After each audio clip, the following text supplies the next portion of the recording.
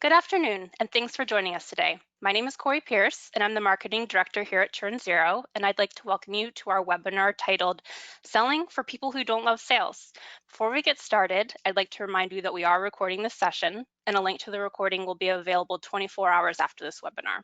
Throughout the presentation, you're welcome to submit your questions via the Questions tab, and our staff will try and answer them as we go. We will also address as many questions as we can during the Q&A portion of this webinar. Now I'm pleased to introduce to you our presenter today, Bryan Neale. Bryan is the founder and culture geek at Blind Zebra, which is an elite sales and customer success training company located in Indianapolis. Makes him the perfect speaker for this topic, which is sales skills for CSMs. He also co-hosts a podcast called Advanced Selling that I'd recommend checking out. Though Bryan is best known as a sales and CS trainer, he also has another interesting job as an NFL referee. And with that, I'll turn it over to you, Bryan. Cool. Thanks, Corey. Hi, everybody. If you're just joining, coming in, settle in. Glad to be with you. Thrilled to death. This is one of my favorite groups of people, customer client success managers and teams, and one of my favorite subjects to talk about because it's one of those mergers, as we're going on merger from a standpoint of functional merger, where sales and CS are starting to bleed and that sort of thing. And so I just am really, really happy that Corey and her group, Churn Zero, were kind enough to ask us to come on and talk to you today. So I have two things happening today. So we've got our slides, which I know a lot of people are used to, and I'm also a whiteboard guy. And so I actually have my trusty whiteboard and a pen. So I might do some writing on the whiteboard. And don't worry, I'll hold it up and read what's on it, but it kind of is my little whoopee. So a little bit about just my intention of what I want you to take away from today. You see the person's pushing the up button on the elevator there, which is what we used to do before COVID, right? Now we hit it with our elbow. But back in the day, we did that. I want you to be lifted up in some way, shape, or form. That's it. And if it's you get a little up energy, that's great. If you get a new tool or some skill to learn to go and apply in your CS world as you're serving and retaining customers and looking at growth and expansion and those sorts of things, anything like that that lifts you up a little bit when we're done with the hour and you come off of the go-to meeting here and you say, man, that was a good hour. I got something from that. I'm lifted. I feel better. That's all I want. We've got a lot of people here today, and I know I won't get to everybody with that, but it's always my intention to try to do that. And so in that endeavor, I'd ask you also to be a little bit selfish there and look for your thing that's going to lift you up. Sometimes we wait for it to hit us in the head. And in this case, I really want you to think about what is it that I can learn and take away. So as we work through today, really put yourself in your day-to-day when you're thinking about the things that I'm talking about. I'm a huge fan of dealing in reality, and some of the ideas that I'm going to share with you today, when I talk about them, I really want you to think about putting them into practice in your day-to-day, everyday CS world and your CS experience. Because we can talk in theory and we can brainstorm and strategy and talk about these big ideas, but until you sit there like you do today, most of us in our home offices looking at our computer screen on a Zoom, that's your reality. And so I picked some topics today to talk about that I thought could really, really help you and support you in your role in CS, which again, I think is quickly becoming one of the, if not the pivotal role in most organizations these days. So I'll start. I'm a story person, so it always starts with the family. So that's the crew there. That's Team Neale, and that's a little bit of a Brady bunch. So we've got the four big kids kind of in the back are my four. And then my wife, Stephanie, who is also the CEO of our firm, Blind Zebra. We're also married, which there's a whole other webinar of what it's like when you're married to your CEO, which is actually a really, really great thing on all fronts. But that's our crew. Our kids range grade-wise. I've got a freshman in college, and then I've got a junior in high school, a freshman in high school, an 8th grader, and then my stepson, Davis, is in 4th grade. We live in Indianapolis, Indiana. We're both born and bred Hoosiers. We're from really small towns in Indiana, and we thoroughly love what we do. We're one of those lucky groups that what we do for work doesn't ever really feel like work. It's not always easy, but it's very, very rewarding, very, very fun. So that's the crew. This is our work family, and you can see there we're on brand. So we're we're a relatively small team that's growing. So on the left in the yellow dress is Kelly Brown. She's the director of all of our client success. She's our CS person here at BZ. I'm the founder, culture geek. I just came from a meeting today where a guy said, the founder is really the spirit of the organization. I thought that's kind of what I am. That's a little heavy, but I'm like, okay, I'll be the spirit. I didn't know if am I a spirit animal, and that's a zebra. And I'm like, what is it? But yeah, I try to just embody what we teach and are and breathe, and try to share those messages with you. Stephanie, who's my wife and our CEO, is just an absolute business badass, pardon the French. She's just really, really great at execution of putting a plan together and putting a team around her to help her execute that. And then on the right is our VP of marketing, who's Skip Lyford, who, when you see all of our materials here, he's just a really, really great designer, executor of marketing programs, and really great. And then we've got a new AE that just started 2 weeks ago named Libby Heipel, who didn't quite make the picture because she wasn't here yet.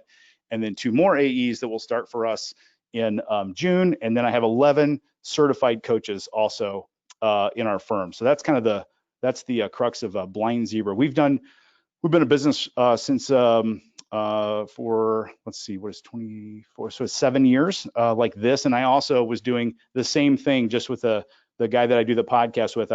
His name is Bill Caskey. He and I were business partners on the consulting training side before that.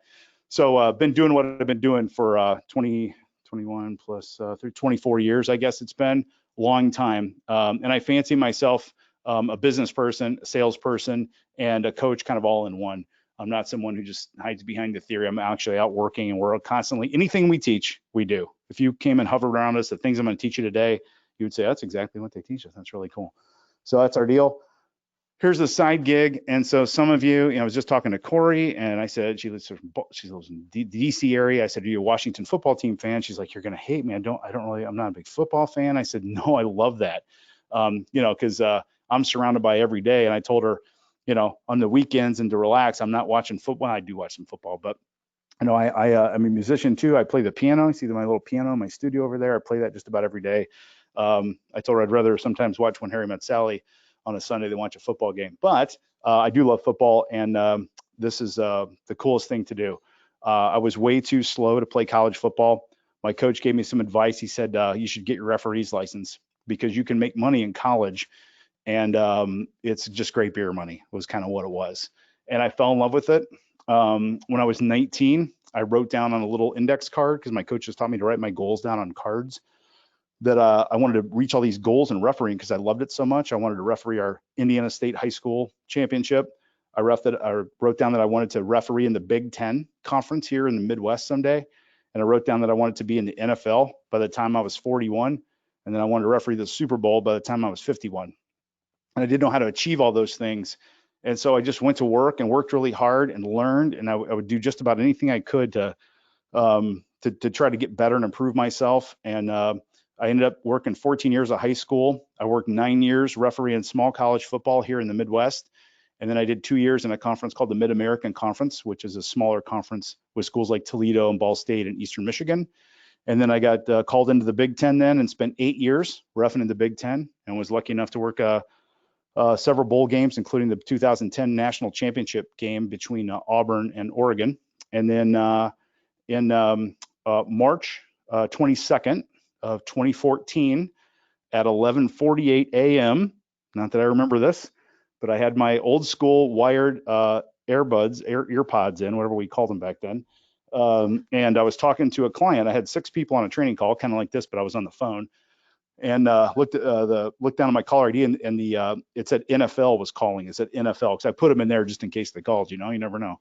And on the other line was this guy named Dean Blandino, who's kind of a famous football ref guy, and he was the VP of officiating. And he said, "Hey man, I know you've been working in Big Ten for a while, and I'd love to have you come referee in the National Football League." And I started crying. And that's the story how I got there. So it's been a great ride. I've been in the NFL for 7 years. I've worked, I think, 9 postseason assignments. I ref the AFC the AFC Championship game, the last 2 at Kansas City. I'm not refereeing this weekend. And then I was several wild card games and a divisional game there to throw. I did the Cleveland Pittsburgh game a few weeks ago.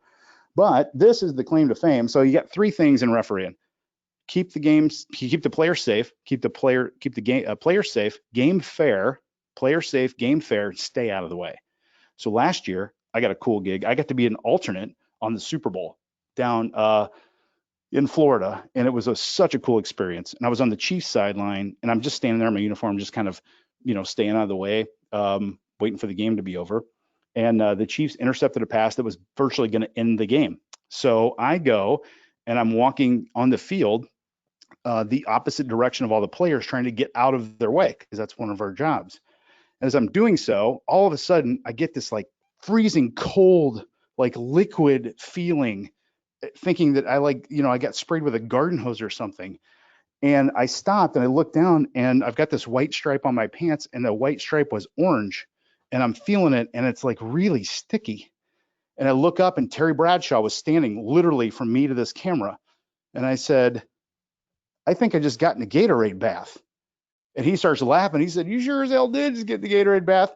So unfortunately, this is my claim to fame, that I actually got doused with more Gatorade than Andy Reid did in his first ever Super Bowl Gatorade bath. So now you can tell people that you knew someone that made a fool of himself in front of a billion people. That would be me. So that's the scoop. All right.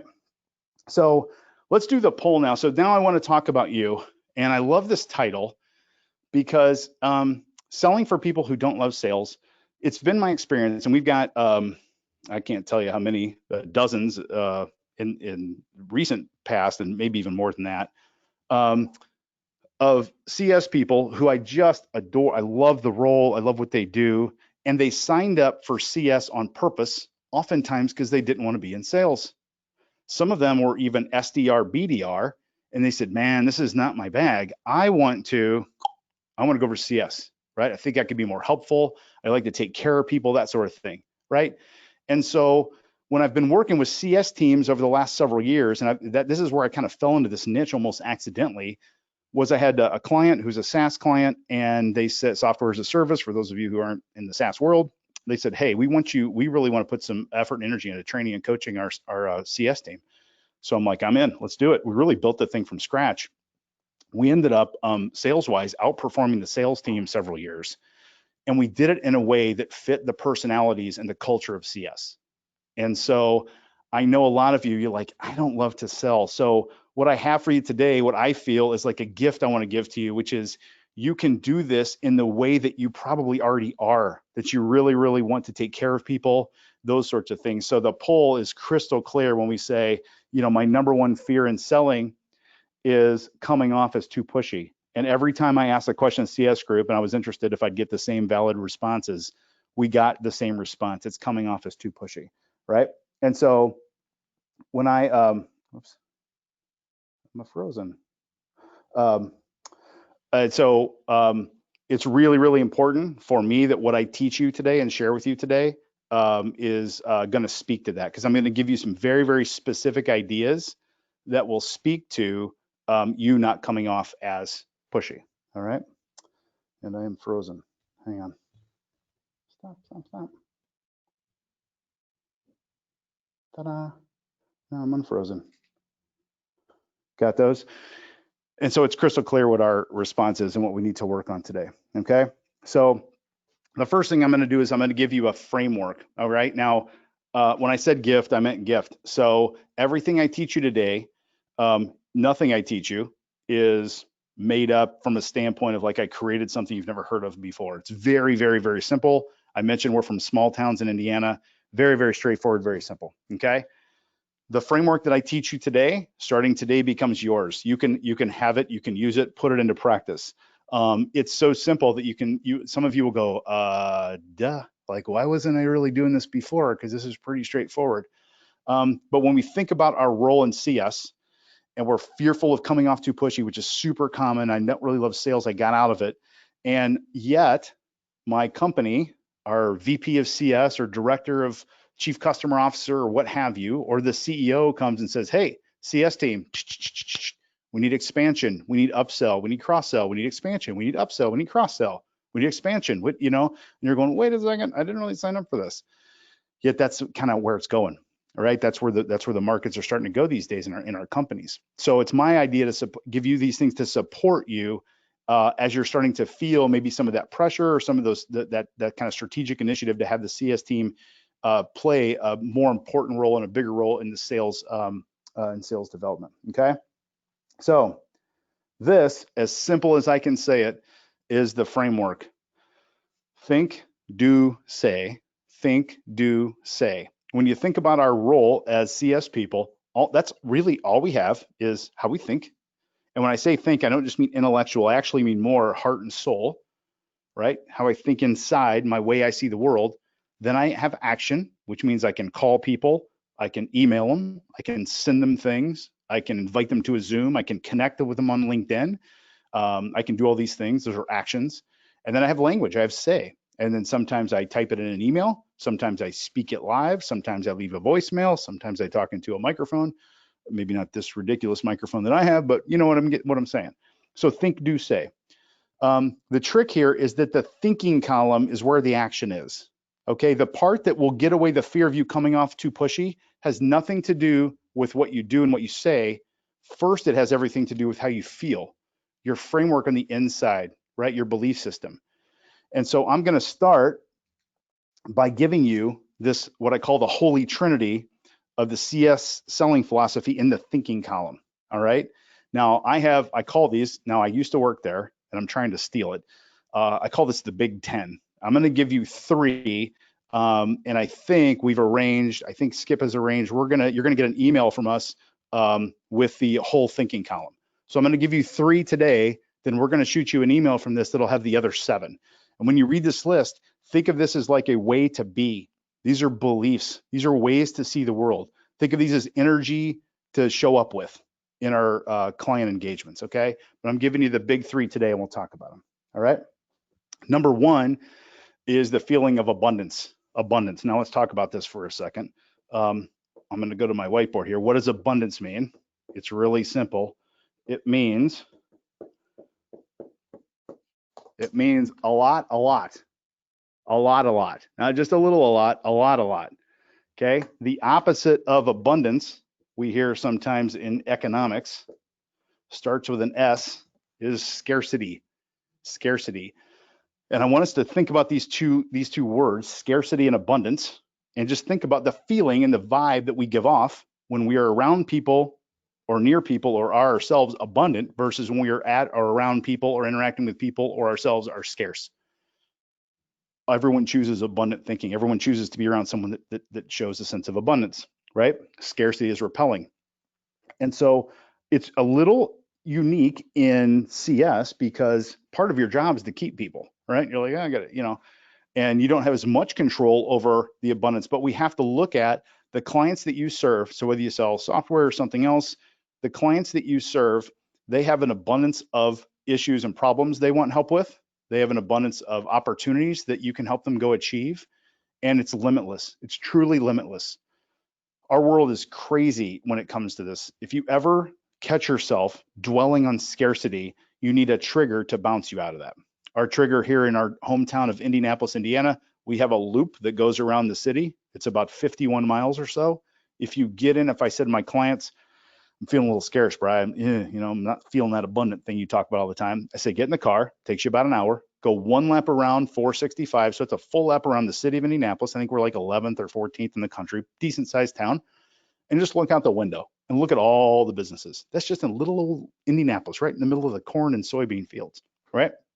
Then go to where some of you are from, New York, San Francisco, LA, Austin, Omaha, Minneapolis, Tampa, Miami, crazy.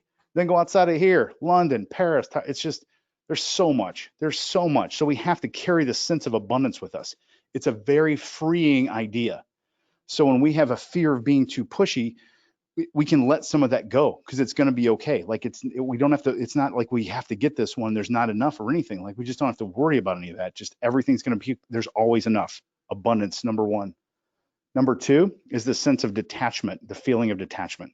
Now, this has to do with my ability to either let go or my propensity to cling on to things. And in CS, this is where we're a little bit of a tricky spot. Part of our measurement in a lot of cases is, net retained revenue or net retained logos or whatever you're measured by. And so that becomes a little, detachment, I can't really let this go. And so this doesn't necessarily mean letting the client go, Oftentimes this means letting go of some of the feelings that I might have about what's going on in the customer. There, I know this about you. You have been sitting in a place where you had a customer give notice or cancel or both, and it was truly out of your control. And you're going to take a ding for it, and you are. And that's part of the deal. When I referee an NFL football game, sometimes I can't see what I need to see.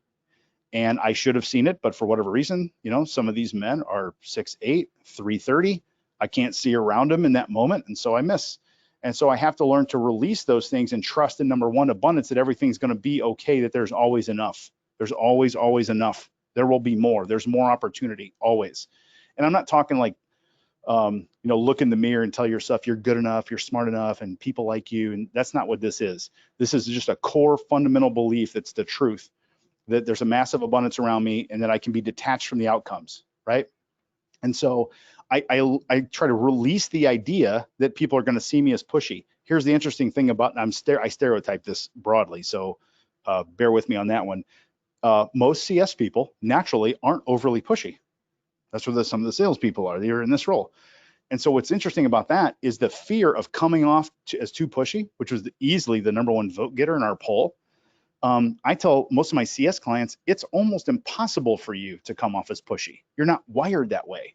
So I ask them to detach from that fear and just let it be, because your natural DNA won't let you be pushy. It won't. I promise you it won't.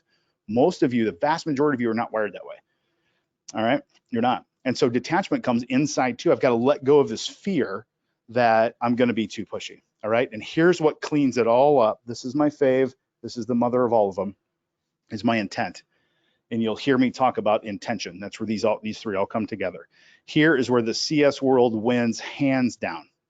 So if we went to, if we go to Applebee's or something like that, some bar, and there's 50 people sitting around the bar. Not these days, there's two, but you know what I mean? Back in the old days, there were a bunch of people sitting around a bar drinking beer. And I went around and I just asked them, I said, hey, just a couple words, maybe one word. What's the intent or the intention of a salesperson? They all say to get a deal, to close a sale, to make money. They all say that. And that's how most people think salespeople operate. We've trained them to be that way. Now, all of a sudden, you're a CS person. Your job, your intention is to take care of people, to take care of customers, to keep them happy, right? Well, here's what's great about that. The intention that you naturally carry is the best intention that any salesperson could ever have. And it's the one that I try to teach all of them, that some of them can get and some of them just never do, but that's where we're going. So our intention is just what it is with you. We want to serve people. That's all we want to do. We just want to be helpful. And if we see an area where we can be helpful, we lean into that. And if we see a place that might be an opportunity, but it's not helpful, we don't lean into that. We use our intention to clean us up with all this stuff. All right. That, to me, of all of the 10 things in this big 10 column, and I gave you these three, I told you you're going to get the other 7 later. It's the pin in the middle. It's the hub, intent or intention. So what's great about this is the way to not come off as pushy if you don't love selling is to carry really strong intention to be helpful to others. And I want you to think about if your best friend was in trouble or doing something dumb, right? You would be very direct with them, wouldn't you?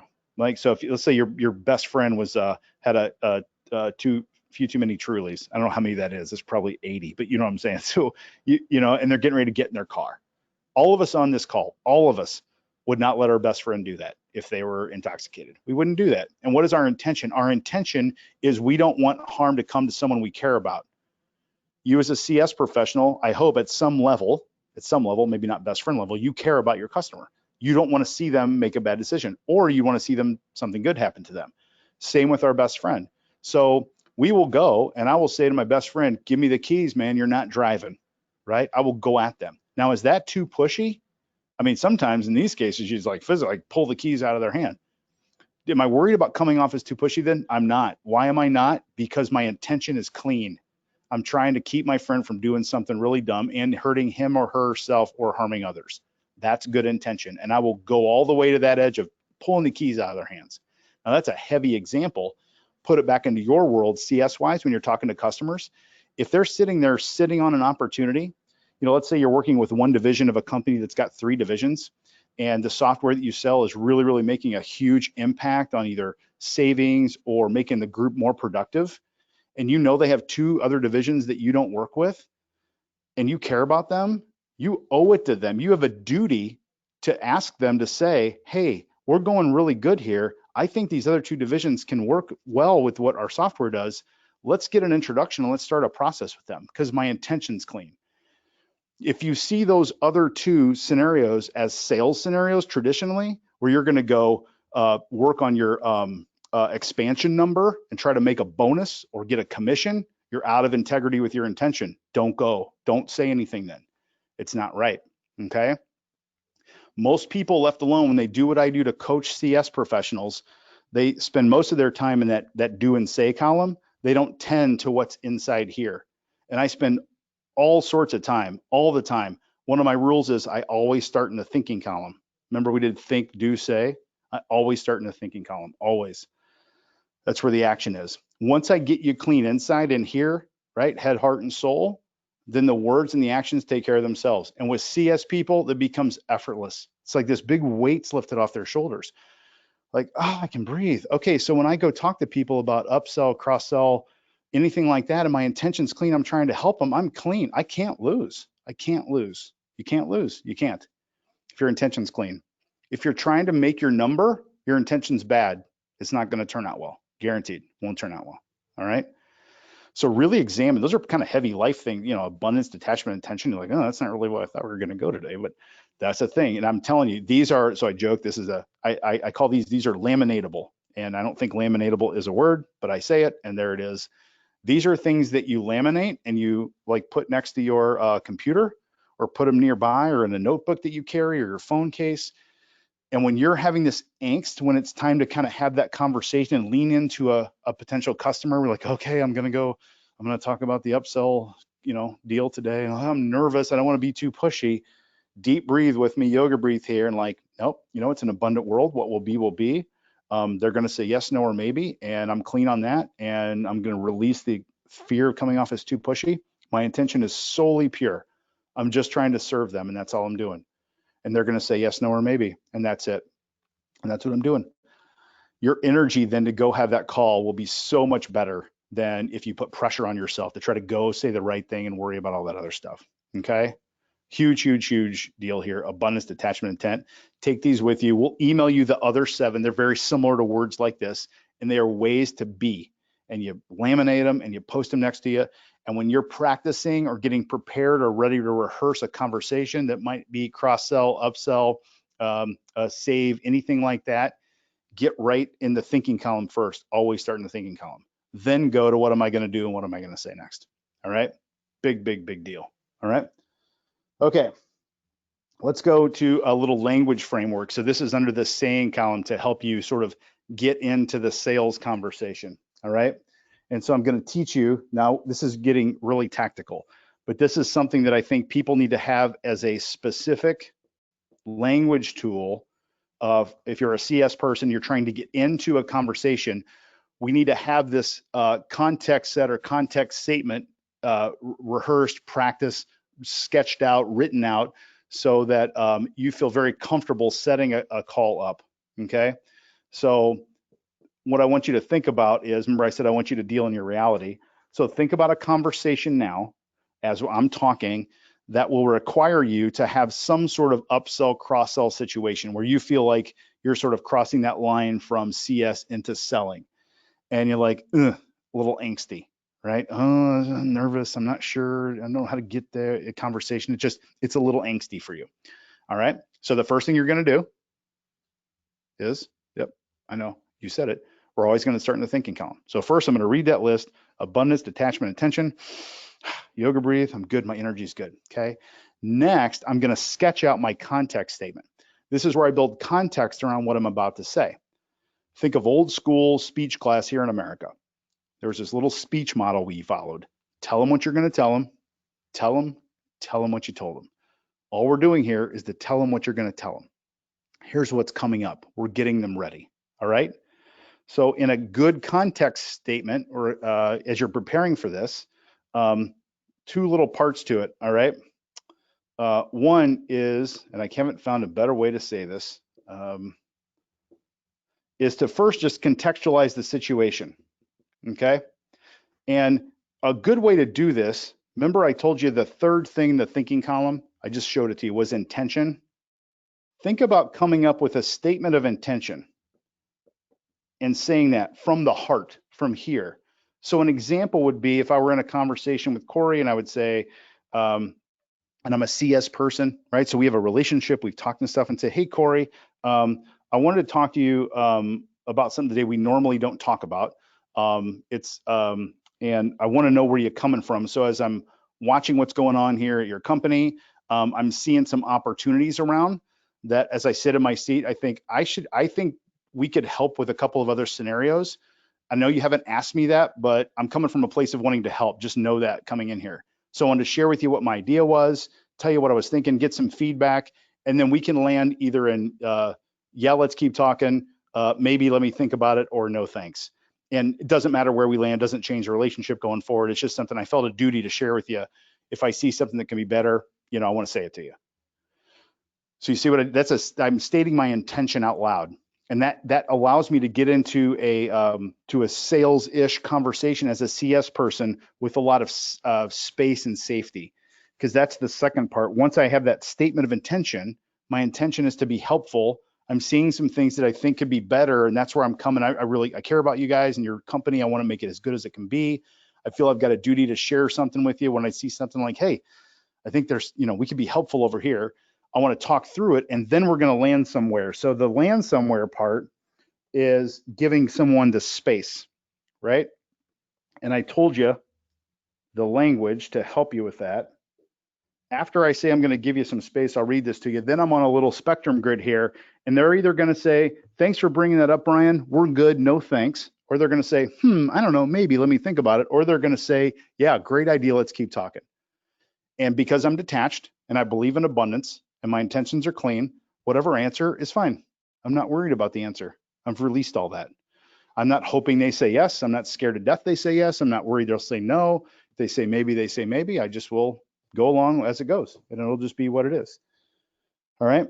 And so as I'm talking here today with you, that sounds like really easy to do. And as I demonstrate, it sounds really easy. When you've never done it this way before, it can be challenging, because it has that, when you have that angstiness of I don't want to come off as too pushy, I don't like selling, I'm a CS person, all those feelings they'll play tricks with your language, right? That stuff will come out. I say windows are words to the soul. They'll sneak out of there, right? And so it's really important, if there's a takeaway here, it is to sketch this out. And when I say sketch it out, similar to what I did on my whiteboard, maybe a little neater so you can read it, but to say, okay, statement of intention, contextualize situation, give them some space, no, maybe yes. And I really want you to write that out on a piece of paper as you're going to have some sort of upsell opportunity conversation or expansion conversation with an existing customer, that you have this sketched out so it's prepared, okay?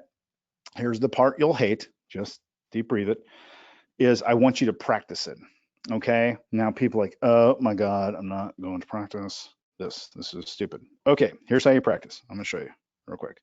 It's super easy if I can find it on my phone.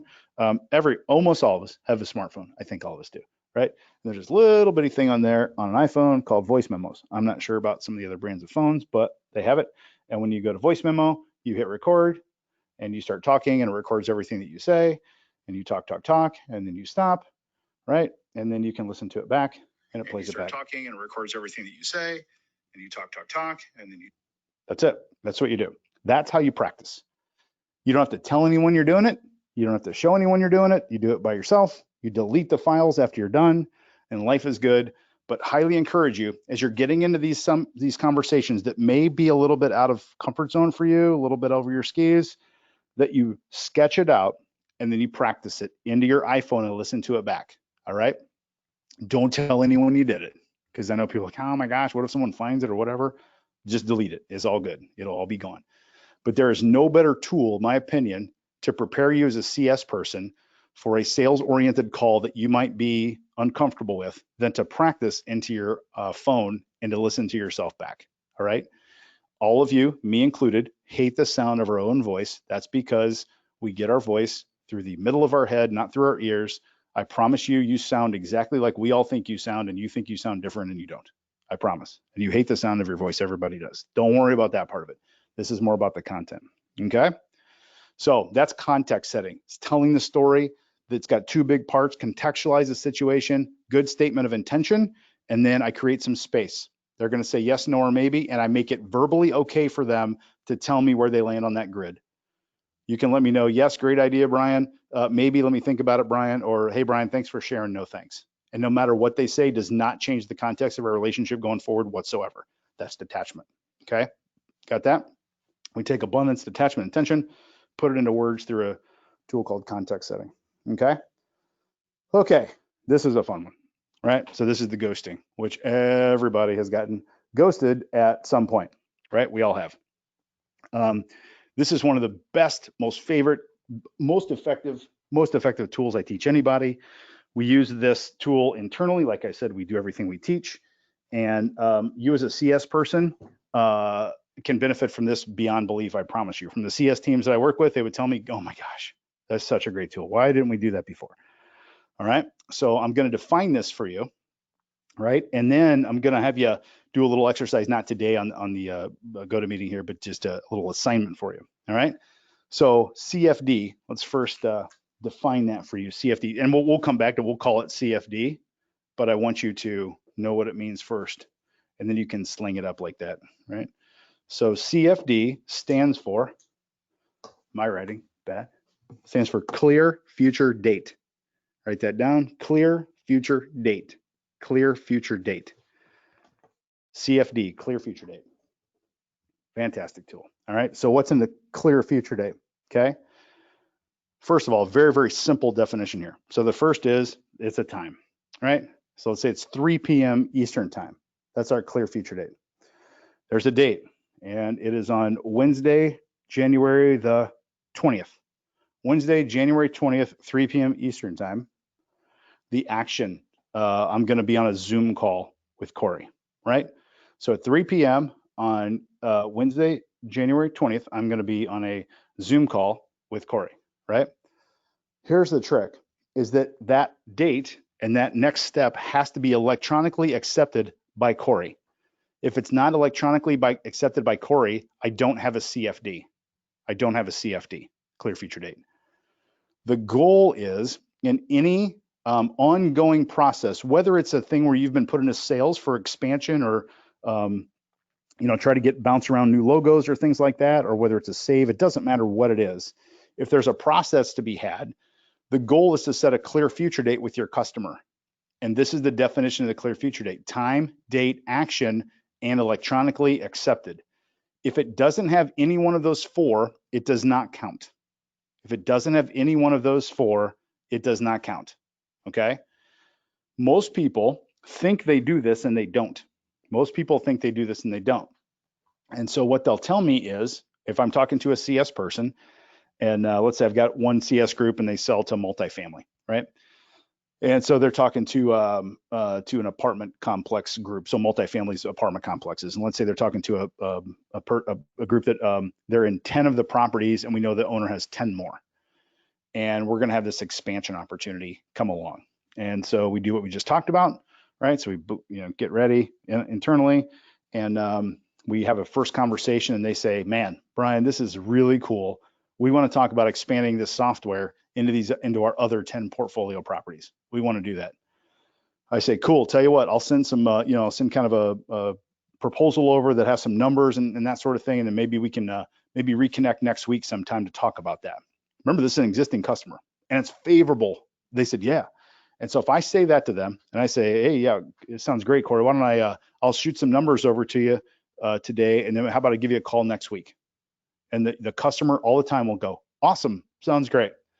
Or it doesn't count, not a CFD. Or let's play it back. Then they go, hey, they want to expand 10 new units, 10 new properties. I go, cool, I'll send some numbers over.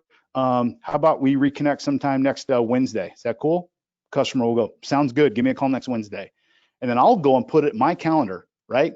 Call Baker Hill apartment complex Wednesday, 2:00. But I didn't invite them, doesn't count. See that? Let's keep going. Same conversation. I say to the person, how about we connect next Wednesday afternoon? They say, sure. I go, how's 2 o'clock? They go, looks great. I'm open. Okay, cool. I'll call you at 2. I put it in my calendar. I don't invite them. Doesn't count. Doesn't count. So just because it's in your calendar to call them at 2, if you haven't sent them an invite and they haven't accepted it, it doesn't count. And I can't tell you how many CS processes I've seen, even doing, like, some of you call them different things, but QBRs and things like that, oftentimes go unscheduled, right? They're very vague. And so I try to get all of my clients hyper focused on the very, very specific details of what's going to go on here. Time, date, action, electronically accepted. Okay, it's got to get there. Remember, in the spirit of not coming off as too pushy, we only do this when there's been a favorable ask from our customer. So if I come up with an idea and I say, hey, we want to talk about expanding to those other 2 units, or you've got, 200 potential users of our software and there's only 50 now, let's look at the next 50. And the customer says, yes, that's when we do this, okay? If I say, we've got 50, let's look at the next 50, and the customer goes, thanks, Bryan, we're not really interested. I don't do this. This doesn't apply. This only applies when it's a favorable response from a customer. Then I'm like, okay, let's keep rolling. Now, let's talk about the mechanics of how to execute this, all right? First of all, we remember those thinking column elements. I have to have good intention. So I'm not being pushy here. I'm trying to serve someone. And if I believe expansion to those other 10 properties in my first example is good for them, I'm behaving off of that feeling. I think it's good for them to expand to the other 10 properties for whatever reason. I've got some good stats and data and ROI numbers that call for it. So I'm acting out of good. Here's the other good intention. I personally do not like chasing people around. I don't like it. I don't think people like to be chased around. I think leaving people voicemails gives them something to do and can be kind of annoying. Right? It's just inefficient. And it's vague, right? And so if you ask anyone, here's what helps clean you up on the CFD stuff to not be too pushy here, is if you ask anybody, ask a customer who you care about. I said, hey, remember, favorable outcome. They want to keep going. They want to keep talking. So we have a process to do that.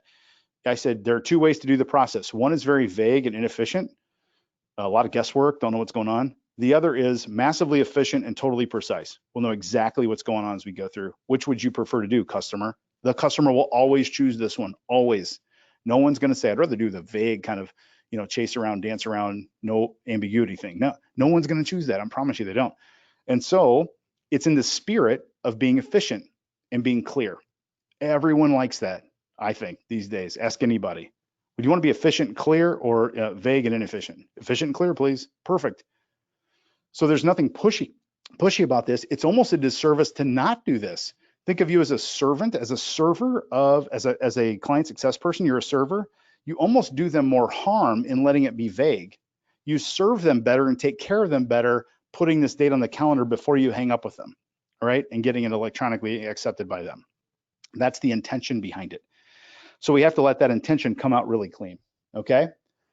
Mechanically, the easiest way to do it, if you're on a Zoom, this just works, and I can't see all of you right now, but I guarantee if I called on one of you right now and you see the camera and I said to you, hey, Haley, do you have your phone on you by chance?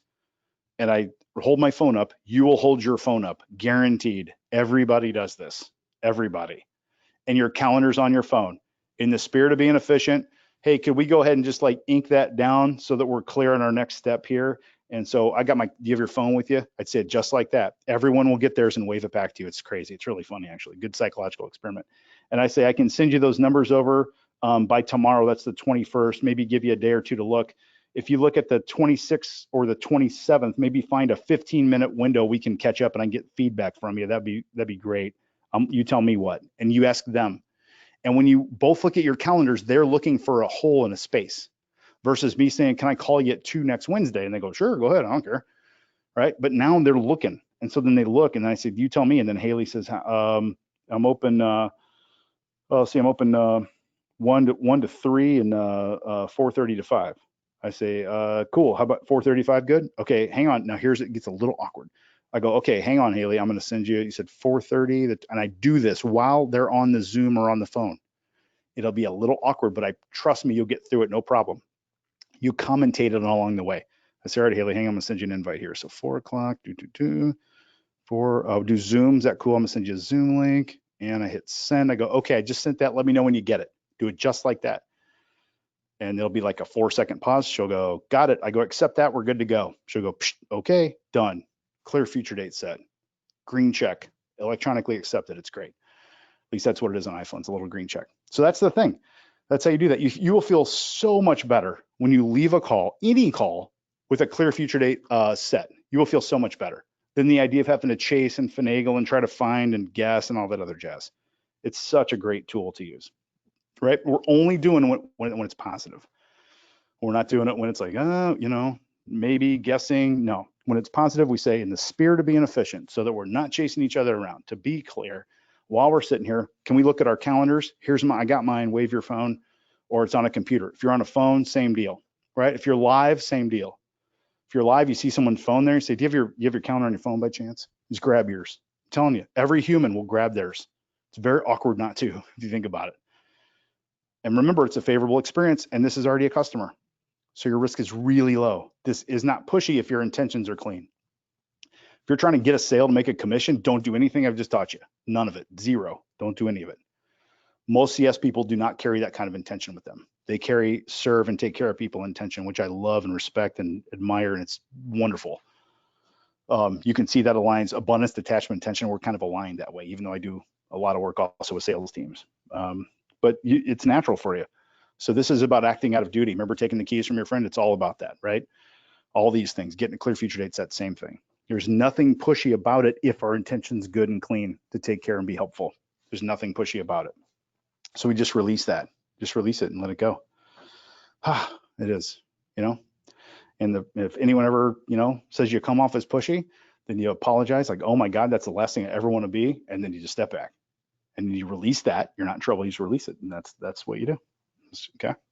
So CFDs, your to-do item is to anything that applies what I just told you. So you might have some expansion, maybe a save, maybe an upsell, anything like that where this conversation has started, good customer, and they've got some interest in expanding. Go back and audit for clear future date and just say, do I have a scheduled, accepted calendar invite with time, date, and action with this particular customer? And if you don't, all you have to do is either call them and do what I just did, or you can even email them and give them like 3 date and time options, always 3 date and time options, and try to get one booked. And then you'll have a CFD and your life will be so much better, so much more efficient, so much more clean, clear, no guessing, anything like that. PS sidebar, everything I just taught you works in dating.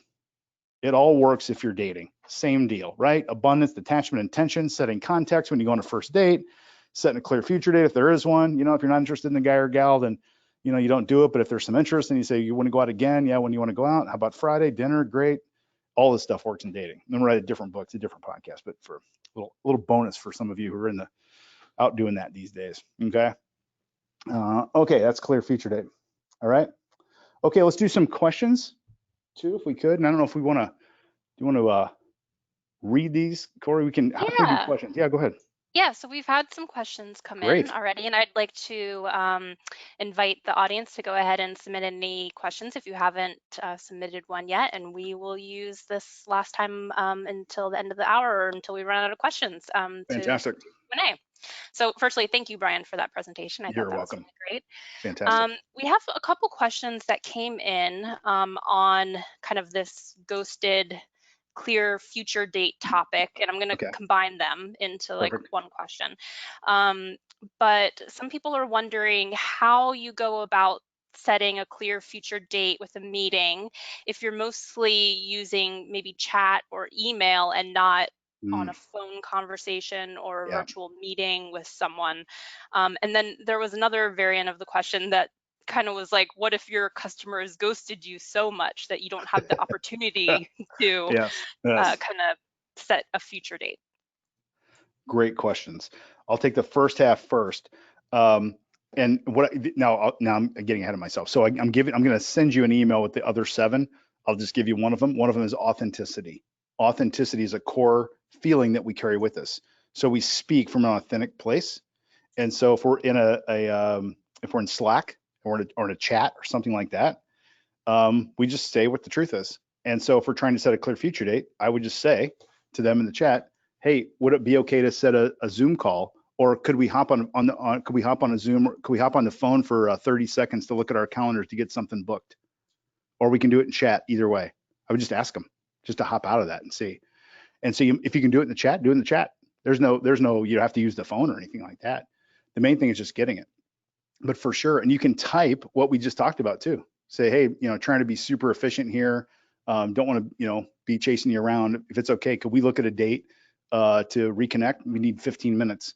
Let me know, and I'll send some dates over in the chat. And they say, sure, sounds good. Then you immediately send dates over. She goes, good. Looks, Tuesday at 4 looks good. And you say, great, I'm sending you an invite now. Let me know when you get it. Say that in the chat, just what we just said, and then set the date. Right? Awesome. This is, that's what you do. The second one, you have the ghosting. Mhm. So this is a little, I'm trying to be quick here. Change message. When you're getting multiple times ghosted, here's the coaching, generic coaching. You either have to change the message, change the channel, or both. Change the message means if you've been doing the, hey, me just checking in, hey, me just checking in, hey, me just checking in, that goes silent real quick, real quick. So your message has to change. All right. Channel has to do with the modality. Have I been email, email, email, email? Then I need to break that pattern and I got to go text them, see what happens, call them, leave a voicemail, have them paged, right? All with good intention. We're not being pushy. We're trying to serve them. We can't serve them if they don't talk to us. Okay. We are huge fans of using video to do this. And there are lots of software packages. Co-video is based here in Indy. BombBomb is one of them. Vidyard, Vidyard, that's another. BombBomb, Vidyard, and Co-video are the kind of the three big ones that we know about. Use video to do that. And they've got a great little way, a whole little sign up that says, hi, Bryan, and you write that on the sign, you do your video and then it emails it to them. We found huge success in getting response when you've been multiple times ghosted with video. And if you ever want to talk about that, you can either email me or email my wife Stephanie. She's really good at it. We can give you a sample of that. Maybe work that through Corey or something like that. But that's a good question. Multiple ghost times. What is the furthest out you would set a CFD? Oh, good question. Would it, if like a reoccurring thing? Yeah. Every It's a good 4 question. months, or is it more It's funny. I just got asked better this thing yesterday. for closer? Closer. Yeah. So usually it's closer. Usually it's, closer, meaning we're running a process, we're rolling through it. It's usually within weeks, maybe a month and a half or so, but usually within weeks. We apply some common sense to everything we do and say, yeah, I set a CFD for June of 2024. That's a little out there, next Summer Olympics or whatever it is. And so there's some common sense. I would be comfortable if someone is in the mix to set a clear future date for any time going forward. There's no harm in that to me. Then I apply common sense. And I just had this question yesterday. I think it was from a salesperson. I can't remember if it was a sales or CS person who asked me this. Their customer asked to talk in November. What is today? January? They literally like November of 2021. It's like 11 months from now. And they asked me the same question. Should I set a clear future date? I'm like, I see no harm in it.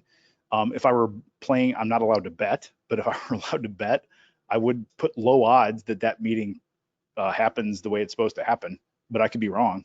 It's just playing common sense. Like it's a lot of time. So Yeah. Usually that 30, 45 days is what this would be for. And if you're doing normal things, so again, I use different language, but a lot of CS teams use QBR, quarterly business review, quarterly client update, whatever it is. Those are typically scheduled. And we like to have those scheduled on the calendar for the year, as opposed to chasing them around a week before. Hey, it's time for your QBR. Let's look at a time. I'm not a fan of that. I like to have them set for the year in the CS world. Cool. Good question. Yeah. Let's see. Our next question says, do you always keep a sales call separate, or do you set that up or bring it up in your normal calls with customers? This is a great question. Really great question. I wish I could see. I give away money when I speak live, like $20. This is a $20 question. You can send me your Venmo. Whoever asked. Now I'm gonna get 500 Venmo requests. So on your honor. But anyway, that's a great question. The thing I taught you about context setting is what you do here. So I am a fan of these being separate. I'm not a huge fan of the sales being like blended in with normal CS conversation. I think that's hard for you, and I think that's hard for your customer. And so there needs to be a line. So to context set, you might say, hey, I want to have a conversation with you next week. And the subject of that conversation, I want to talk about a couple other divisions of yours that we're not working with. I've got a couple ideas I want to run by you and get your take on. So that's the subject. So that is not existing, that's new. And so I love those to be separate, and I contextualize them with that. Even if I'm in a normal conversation about a CS stuff, so I'm talking about some usage problems or whatever, or some onboarding, and that's good. And then I can say, hey, can I switch gears on you for a second? Everyone's going to go, sure. Say, not today, but at some point here in the next week, and maybe we could look at calendars after this. I've got a couple ideas for the other, division ABC over here. And I wanted to run by you and get your take and some advice on that. So can we either look at calendars now, or maybe I'll send you some dates to talk about that? Would that be cool? Something like that. They're very separate. And Yeah, you use language, let's shift gears. Let me move over. I don't like them blended. That's my strong opinion, obviously. I think that's good advice. Yeah. Do you recommend that customer success managers are comped like sales reps are? Aha. There's a good question. Man, this is loaded. This might lose half the, I don't know. So, comp is such a funny thing, isn't it? So first of all, I'm a big fan of non-monetary compensation. A lot of us are these days, where it's about culture and it's about what do like purpose and things like that. That's way more important, I think, sometimes than cash. And it doesn't suck to have a bunch of cash in your banking account. So I like to think about what I'm compensating for and what kind of culture I want to create, because the comp plan will create the culture in some way, shape, or form. So if I want a bunch of CS people doing a bunch of sales, and I might comp them on the behavior. So if I say, if they have an upsell conversation, they get a bonus or something like that, I'm going to get what I comp for. The big mistake there, and this is if there are any VPs, managers, chief customer officers, you have to know if your team is motivated by money. And I'm telling you, most people are not.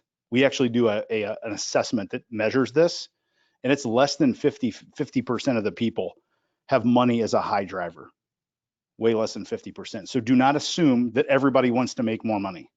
And they do that. Hey, here's a bonus. Here's a spiff for you. If you do this, you get $1,000. And then the managers get upset. Why didn't the CS team do this? They could have made $1,000. It's because they're not motivated by money. It's not their deal. They might be motivated by days off, or let them go adopt a pet or something like that, something purposeful. So comp to the team and to the culture. That's the example. Different, that's kind of broad comp, but be really careful to have the CS team. Got it. Yeah. Would you recommend bringing up a price increase Oh, conversation, since there might not be as much benefit given to the customer as, say, an upsell? yes. Yeah. Warning. Everybody's warning all of us, right? Um, I hate these myself, right? I wrote uncomfy on here. These are uncomfortable scenarios. These are uncomfortable conversations for most of us, mostly because in America, from the time we're born, we can talk and walk and everything else. When it comes to money, we are programmed to not talk about it. You don't ask people how much they make. It's rude. You don't ask people how much their house costs, how much is in their phone. It's rude. Do not talk about money. Oh, you're in business? You got to talk about money the whole time, dude. Sorry. It's like it's total counter to how we're raised. So authenticity comes out. I acknowledge verbally in my context statement that these are uncomfortable situations for me. If they are, for me, they are. Say, hey, I want to have a pricing conversation with you, and just fair warning, a little uncomfortable, but I want to walk you through what it is, get your reactions, and just see where we land. Here's what's going on. And then I just explain what's going on. Real strong advice here. Do not defend a price increase. You do not have to defend a price increase. Most CS people think they have to, prices are going to go up 14%. But here's why I did it, and they defend. Don't do that. Just let it be. Let the customer react to it, right? And you've got abundance and detachment. Just be with it. Just be with it. Good intention. And they're going to land where they're going to land. And you just have a good, open, neutral conversation. It's a really hard one. It's a great question. Awesome. Well, thank you so much, Bryan. We've reached the top of the hour. So I'd Yeah. like to thank all of our attendees for joining us today. And at the end of this webinar, a survey will pop up, and we appreciate your audience feedback, as we always hope to improve and bring you content that you guys are looking for. So thanks again, everyone, and thank you so much, Bryan. You're awesome. Thanks a bunch. Find me on LinkedIn. I'll see you on LinkedIn, everybody. Thanks for what you do. See ya. Thanks. Bye.